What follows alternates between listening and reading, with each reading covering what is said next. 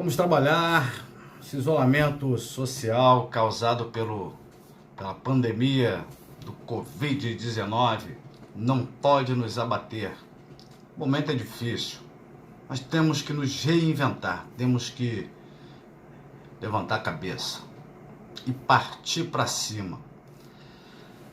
Pessoal, falando em partir para cima, vamos avançar, vamos sair aqui, estamos submersos em tanto assunto sobre ação penal, estou querendo sair desse assunto, estou me sentindo já afogado.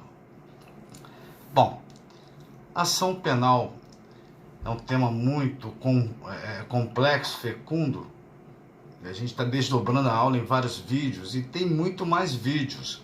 Não vou esgotar o assunto nesse primeiro momento, mas a gente, no segundo momento, depois que eu falar de outros assuntos, vou voltar para a ação penal, para reforçar o que foi falado de forma mais pontual e aprofundar. Bom, falávamos da ação penal privada subsidiária da pública, porque o promotor tinha um prazo, perdeu o prazo, não fez nada, ficou omisso, e aí a vítima, para não ficar de mãos atadas enquanto o criminoso ficava impune, ela mesma vai entrar com ação penal, tá bom? Bom, vamos falar agora de princípios, melhor, até coloquei na tela aí, princípios regentes da ação penal.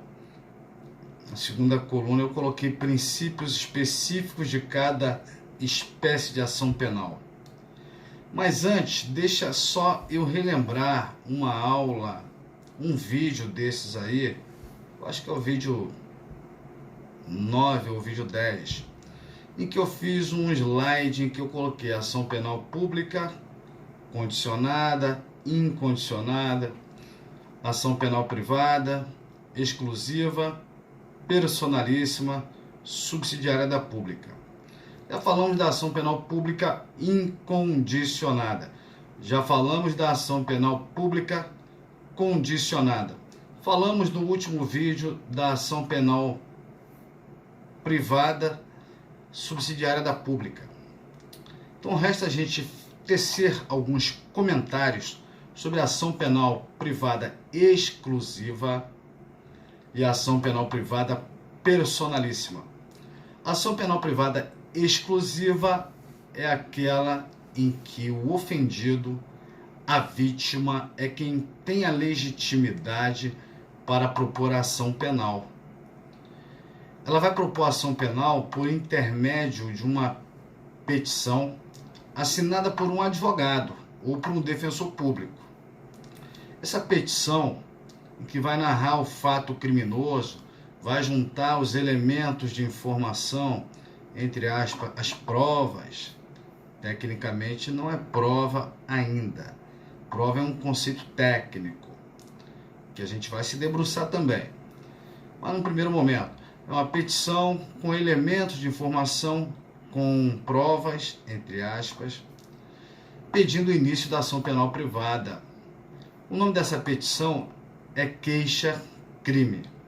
Então, queixa-crime é uma petição assinada por uma advogada dirigida ao juiz, pedindo ao juiz que dê início à ação penal privada, que resolva esse conflito.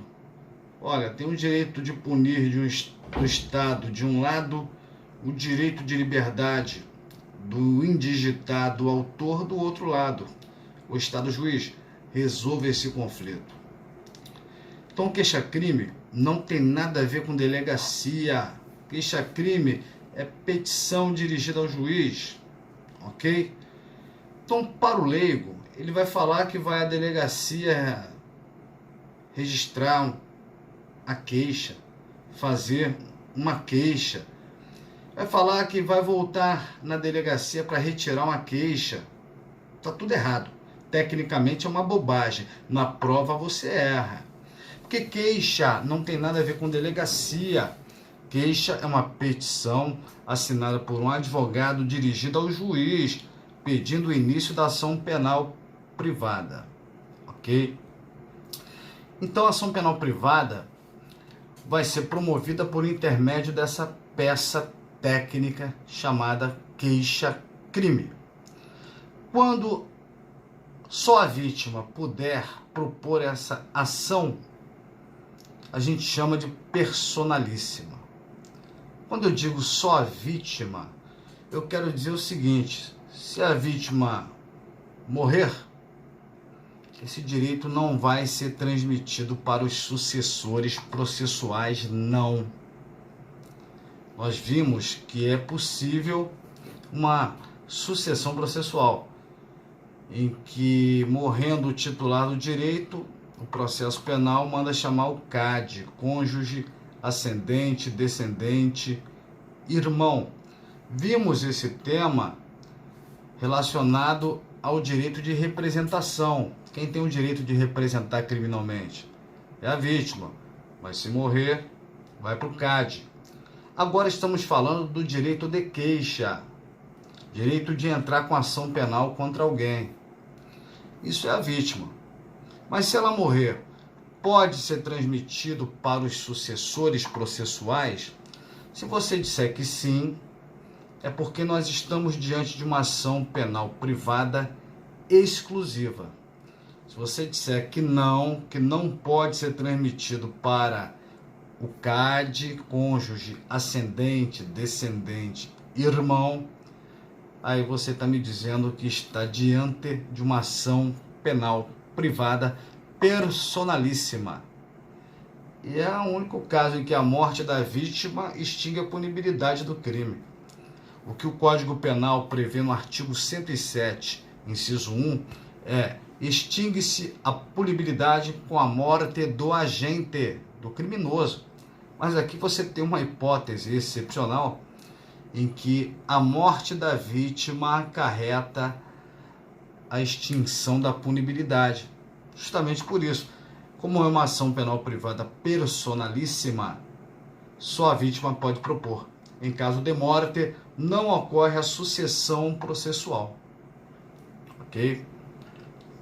Então vamos dar uma pausa nesse vídeo. Uma pausa não, vamos encerrar esse vídeo. E daqui a pouco nós vamos prosseguir falando dos princípios. Abraço!